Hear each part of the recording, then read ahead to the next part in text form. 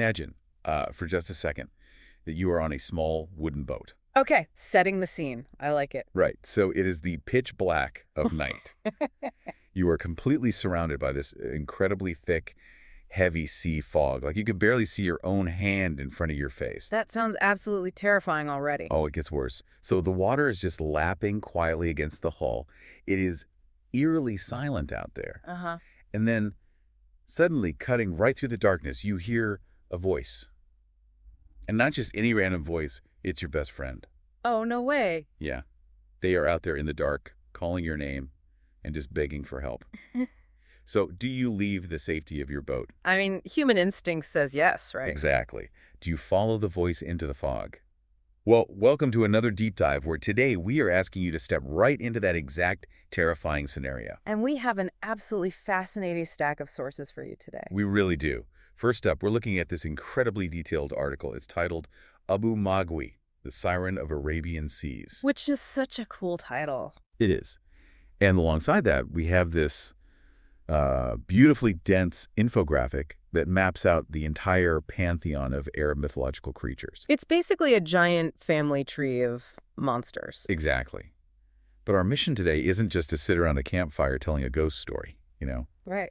We are going to explore how ancient coastal communities use these specific pieces of folklore to process the terrifying, deadly unknowns of their environment. We're really looking at the complex psychology behind the monsters they invented. Yeah, and why those monsters were perfectly engineered to prey on human vulnerability. Okay, let's unpack this, because looking closely at this infographic, It feels like a rogue's gallery of nightmares, honestly. it really does. You've got dozens of these creatures mapped out in vivid detail. Like, there's the ghoul. Right, drawn here is this imposing blue humanoid figure just sort of crouched aggressively on the ground. Yeah, very intimidating. And then there's the ancient fiery Ifrit and the massive towering Mareed. But what immediately caught my attention is this one specific dark, shadowy figure tucked away in the corner. Tucked right down there at the bottom. Exactly. That is the creature known as Abu Mighwi. So let's break down this name first, because I think it sets the tone for everything else we're going to talk about today. The etymology is fascinating. It really is. So in Arab folklore, Abu is a really common title given to mythical creatures. It translates directly to father or master. Right, so it signifies like dominance or authority over a specific domain. Exactly. And Mowgli stems from the concepts of seduction, deception, and, misleading. So the literal translation of his name is basically Father of Seduction or Master of Misleaders. Which is such a strong title. That title tells you exactly what kind of threat you are dealing with before you even see him. Or, well, more accurately, before you don't see him. Right, because nobody really sees him. But the folklore descriptions of his physical appearance, the ones that do exist, are deeply unsettling. Oh, they are wild. He's described as a very tall man with a pitch black or ash gray body. Just looming out of the fog. Exactly. And he possesses glowing eyes and hair that is incredibly long and perpetually dripping wet. Ugh, the wet hair gets me. And he constantly projects this strong stench of the sea. Think rotting kelp and stagnant salt water. Just a foul, foul smell. And in some of the older variations of the myth, his feet are completely inverted. Wait, like facing backward? Yes, facing backward. So he leaves tracks that confuse anyone trying to follow him, or flee from him for that matter. That is such a specific, creepy detail. Right, but the artist who created the infographic we're looking at, they chose a very specific way to interpret all those terrifying details. Yeah, they didn't draw the backward feet or the glowing eyes at all. No. Instead of drawing a detailed monster, the artist simply depicted him as a dark, hooded, completely featureless, shadowy silhouette. Which I think is brilliant. That artistic choice captures the psychological reality of the myth perfectly. Because almost no one in the folklore ever survives seeing his true form to actually describe it, right? Right. Exactly. His physical appearance is kind of irrelevant because his method of hunting doesn't rely on being seen. If he relied on terrorizing people visually, they would simply run away. Right. If you see a giant ash gray demon, you just paddle the other way. Exactly. And that is the core of what makes him so unique. Because with a description involving glowing eyes and a black body, you instinctively expect a classic slasher movie villain. Yeah, someone who jumps out of the bushes with claws drawn. Right. But Abu Mighwi isn't a Godzilla trying to crush your city. He's more like an ancient supernatural fishing scam. A fishing scam. Oh, that's a great way to put it. Actually, fishing scam doesn't even really do it justice. He is an auditory funhouse mirror. Mm-hmm. He uses your own trust, your own relationships against you. What's fascinating here is how he weaponizes empathy by bypassing human defense mechanisms and wearing the auditory mask of someone you already care about. He turns your best instincts into a fatal flaw. It's purely psychological warfare. It really is. He doesn't break down your door. He basically convinces you to unlock it yourself. We see this so clearly in his modus operandi. I mean, his absolute most dangerous power is his ability to flawlessly imitate voices. The mimicry is terrifying. He mimics the specific vocal cadence of your colleagues, your brother, maybe the captain of your boat. And the examples given in the text of what he actually says to lure people are just chilling. Oh, they are. You'll be out on the water, and from the dark, you'll hear, "Come here, I found a place full of fish." Or, tapping into that empathy you mentioned earlier, you'll hear your friend screaming, "Help me, I'm stuck!" Notice the specific targets of those phrases, though. He is attacking the fundamental cooperative nature of fishermen. Right, because surviving at sea requires absolute reliance on your crew. You haul nets together, you navigate together. You save each other when someone falls overboard. Exactly. By faking a distress call, or even a call for collective success like the fish, he ensures the victim will step off the safe path. He's hacking the social contract of maritime survival. That's exactly what he's doing. And it goes beyond just mimicking a voice in the dark, too. Abu Mighwi creates massive, complex visual illusions to disorient his victims. Like what kind of illusions? He projects distant lights that aren't actually there, making sailors think they're approaching a safe harbor. Oh, that's cruel. Yeah, and he conjures phantom boats bobbing in the water. He even alters the appearance of the surrounding geography to look like familiar places. So he's completely messing with their spatial awareness. Completely. Causing seasoned sailors to completely lose their sense of direction and vanish into the waves or the fog. And the source mentions that if someone actually manages to get close enough to try and grab him, he simply dissolves. Right, he turns instantly into sea fog or water. He is entirely intangible. You can't fight him because there is no physical entity to strike. You are literally fighting the environment itself. So why this specific set of powers? Why not just a giant sea monster that eats boats? Right. If an ancient community is trying to explain why their boats occasionally don't come back, inventing a giant kraken seems like the obvious choice. A massive sea serpent that snaps a wooden boat in half makes immediate logical sense for an ocean myth. Sure. But inventing a creature that uses nuanced psychological manipulation, auditory illusions, and false geography, that feels incredibly specific. It feels specific because it perfectly mirrors the actual practical hazards of the exact environment that birthed the myth. Tell me more about that. Well, these stories originated in ancient coastal environments in the Arabian Gulf. Picture the reality of what these fishermen were doing. Okay, I'm picturing it. They were working primarily at night, dealing with heavy, rolling sea fog. They navigated among remote islands, shallow tidal flats. And treacherous hidden reefs, right? Exactly, miles away from any civilization or reliable light source. So they were operating in near total sensory deprivation. Precisely. Out on the water at night, in a dense fog, your primary senses are already compromised. You can't see the stars to navigate.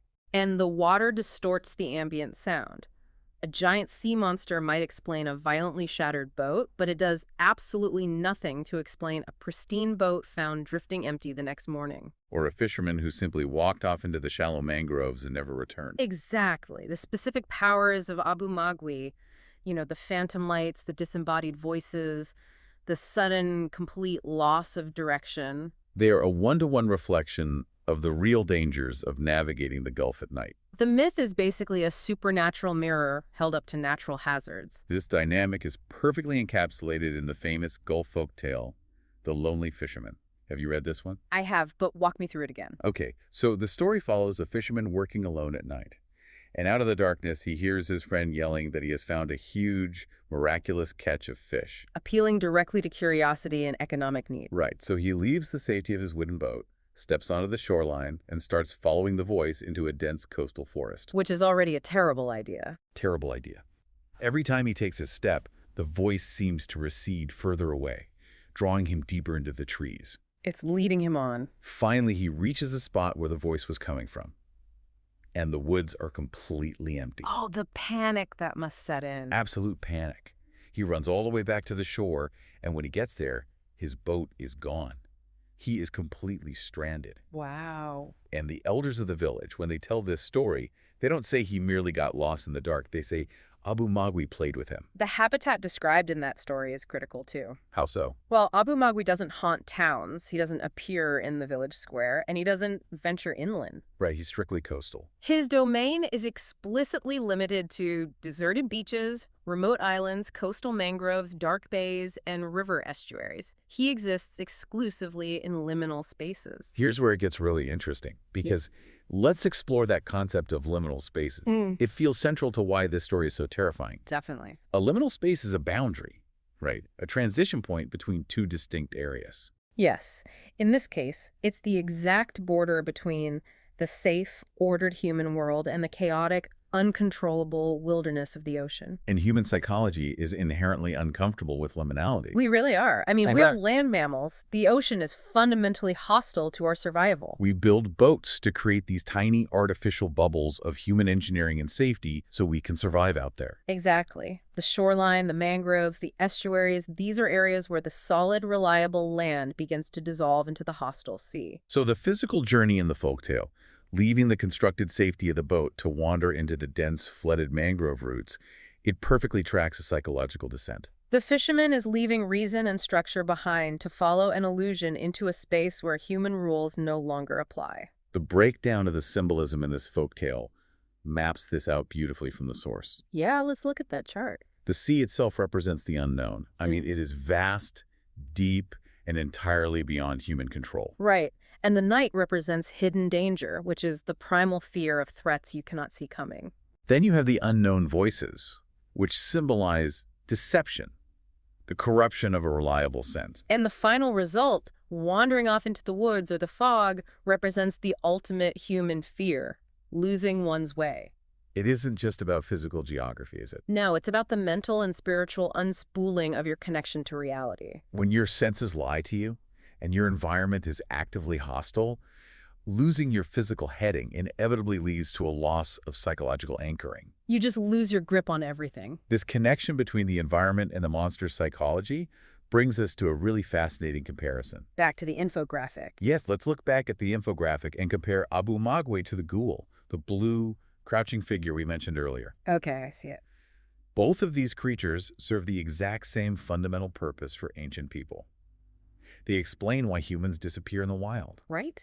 If both creatures are designed to explain people disappearing in the wild, why are they so profoundly different? If we connect this to the bigger picture, the contrast between Abu Mighwi and the ghoul perfectly illustrates how human cultures tailor their monsters specifically to the unique threats of their local geography.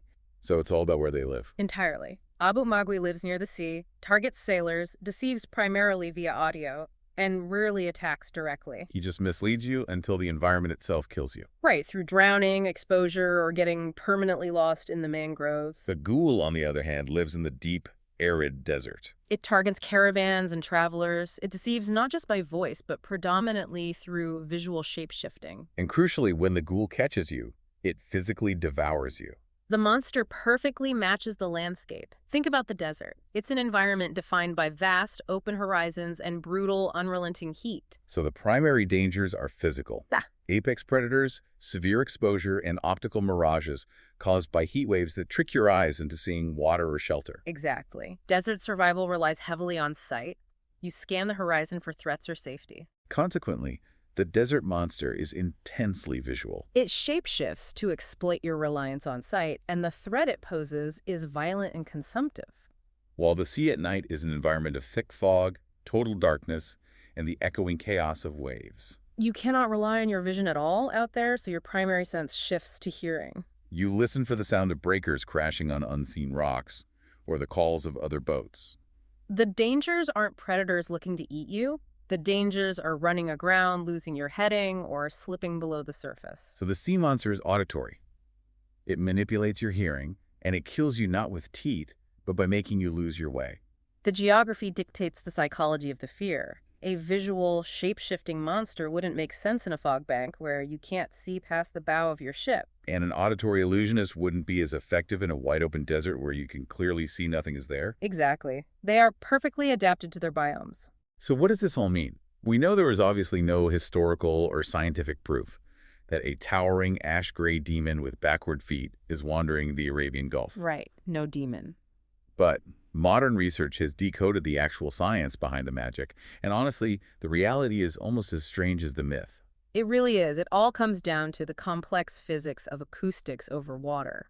The way sound behaves over a large body of water is entirely counterintuitive to how we experience it on land. Yeah, on land, sound waves encounter physical obstacles like trees, hills, buildings, which absorb and scatter the acoustic energy. Furthermore, the ground itself absorbs sound. Water, however, provides a massive, flat, highly reflective surface. And the phenomenon of temperature inversions plays a massive role here as well. Oh, this is the really cool part. Usually, air gets colder the higher up you go. Right. But over the ocean at night, you often get a layer of cold air trapped underneath a layer of warmer air above it. And that temperature inversion creates an acoustic channel. Because sound travels faster in warm air than in cold air. Right, so when a sound wave travels upward into the warm air, it bends or refracts back down toward the colder air near the surface of the water. The sound essentially gets trapped in this channel, bouncing between the water and the warm air layer. This allows a voice to travel for miles without losing much clarity or volume. It's basically a natural fiber optic cable for audio. That's a great analogy. A fisherman could be miles away having a normal conversation, and that sound could bounce along this channel and suddenly drop down right next to your boat. Sounding like it is 10 feet away. Exactly. And because it is bounced and refracted, all directional cues are completely destroyed. You hear a voice clearly, but you have absolutely no idea where it is coming from. Add in the wind, which can distort the pitch and tone of a voice, making a complete stranger sound remarkably like your brother. Combine those bizarre acoustic physics with a thick sea fog that diffuses starlight so it looks like an approaching lantern. And you have a perfectly natural environment that flawlessly mimics supernatural deception. Ultimately, you are left with the simplest and most tragic explanation. Which is that fishermen working a grueling, dangerous job in the pitch black sometimes became disoriented, slipped into the water, and vanished. It's incredibly sad. But knowing that grim reality, the invention of Abu Mighwi, wasn't just ancient people telling spooky stories around a fire for entertainment. The village elders were installing a supernatural guardrail. It was a highly sophisticated survival tool. Think about the challenge facing that community. You have children, teenagers, and young, inexperienced fishermen growing up on the edge of an incredibly dangerous environment. Right. And if an elder simply tells a teenager, don't go out onto the tidal flats at night, the currents are tricky and acoustic temperature inversions can cause auditory hallucinations. The teenager likely won't listen. They never do. Youth inherently comes with a sense of invincibility. But if you tell them, never follow a voice in the dark, even if it sounds exactly like your best friend, because a towering demon will drag you into the abyss, That message sticks. it creates an inescapable supernatural curfew. This raises an important question, right? Fear becomes the community's most effective educational tool. The monster does the heavy lifting of enforcing safety protocols when the parents aren't around to watch. Stripping away the glowing eyes and the wet hair reveals the core utility of Abu Mighwi. He represents a very real, highly grounded danger. The danger of trusting a familiar-sounding voice that is actively trying to lead you away from safety and into the unknown. The instinct to trust what sounds familiar is just deeply hardwired into human psychology. Which brings us to the chilling piece of advice from the old fisherman, a cardinal rule passed down through generations. What's the rule? The source quotes it like this: if you hear someone calling you at sea at night, make sure first that it's human, for it might be Abu Mighwi. Verify the source before you trust your instincts. That was essential advice for surviving the ancient Arabian Gulf, and honestly, the underlying principle remains remarkably relevant today. It really does. And we want to leave you, the listener, with a final thought on that exact relevance. Because the world has changed, but human nature hasn't. Exactly. We might not be sailing wooden boats through dark mangrove forests much anymore, but we are all navigating a massive modern ocean of digital information. The fog is still there, it's just digital now. Yes. We are constantly surrounded by a fog of deepfakes, AI-generated audio, and hyper-targeted algorithms that are specifically designed to sound exactly like the people and the ideas we already trust. The mechanics of the deception have evolved from acoustic refraction to digital manipulation, but the psychological vulnerability is identical. So the next time you are scrolling through your feed and you hear a voice calling out, telling you exactly what you want to hear, urging you to follow it into the outrage or the unknown, you have to ask yourself, What are we blindly following? what familiar voices are we blindly following into the fog today?